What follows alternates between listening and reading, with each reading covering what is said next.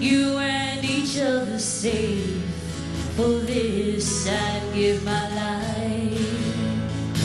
Central Texas honors a deputy who lost her life trying to keep all of us safe. Truth, justice, and integrity.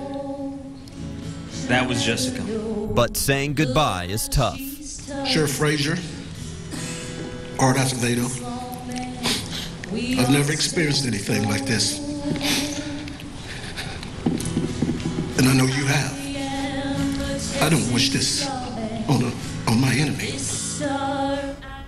Good afternoon. Travis County Sheriff Greg Hamilton says it's the hardest thing he has ever had to do. Say goodbye to Senior Deputy Jessica Hollis. She lost her life putting up barricades at a low water crossing last Thursday morning to protect people.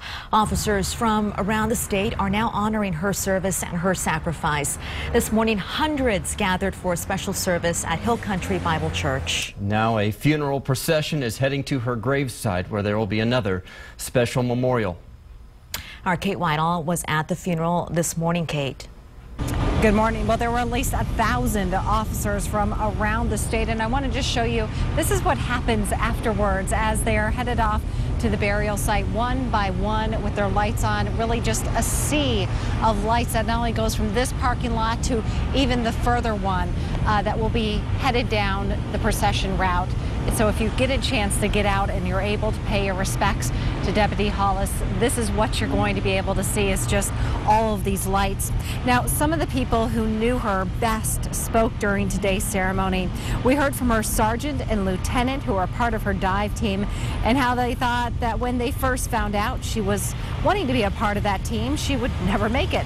Well, they thought her small size compared to the burly men, as they put it, would make it challenging. Yet she showed them, coming in top of her class. It made it all the more difficult, though, for her dive team the day she was found. APD came in and they went to the farthest area that we were going to search, and it was there that they found her, and it was our team that recovered her. And she was recovered with such dignity. She was raised into an American flag by a tremendous group of divers. The hardest part of writing something like this is that you start to realize how much someone loved you and how much you'd give to still be able to show them how much you love them back. Even though I will never be able to repay Jess for everything she did for me. And that was her friend Monica Hatchett, who spoke about how Jessica was someone who always stood up for her in elementary and high school. And she wasn't surprised that she was loved by her department, because she loved her job and she loved what she did for a living. And again, everyone, as you can see, is starting to leave. The Jollyville Fire Department and Lake Travis Fire Departments are the one who ended up putting up the American flag that everyone can go under as they proceed out of here this afternoon. She is now headed to her final resting place in North Austin. We're live in Cedar Park, Kate Whitehall, KXAN News. Clear to see she was well loved. Sheriff Greg Hamilton delivered a eulogy, giving us a window into the life and service of Deputy Hollis, and he became emotional when thanking all of the individuals who helped search for her. All of those. And I didn't have an opportunity to tell Jessica I love her. But I'm here today, standing on this stage. I'm here to tell you that I love each and every one of you. And I'll do anything for you. And I thank you for all that you do and what you stand for. I'm proud to be the sheriff of Travis County. The Bible says weeping may endure for a night, but joy comes in the morning. I believe God looked down and he needed an angel with swagger. He also thanked former Sheriff, now Austin Police Monitor Margot Frazier, and APD Chief Art Acevedo for their support, knowing that they've been through the same thing, and he said he wouldn't wish this on his enemy. There were some smiles, too, at the memorial. Lieutenant Joe Escobrano brought a little levity to the memorial. He compared her, Deputy Hollis, to Princess Leia, and brought out a bobblehead that a fellow deputy had put on her dashboard. He recalled a few memories and described Deputy Hollis's tenacity in one arrest. She gets pretty much tired of what's going on and pulls out her lightsaber, her taser. You'll forgive the pulls out her taser and tases the guy. I roll up to the scene, and there they were. One destroyed fence, and one bad guy had wires hanging all out of him, and they're just sitting like they're just looking at me like. He also said that Deputy Hollis was the epitome of truth, justice, and integrity.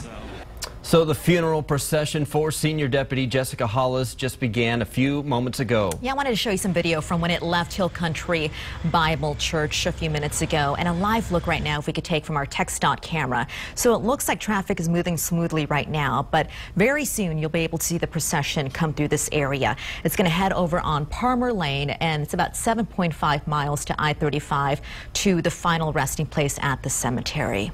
Absolutely, Sally. Right now we're looking at a live picture here. You can see that many community members are lining up along where that funeral procession will move through the area here in North Austin to show their respects to Deputy Hollis.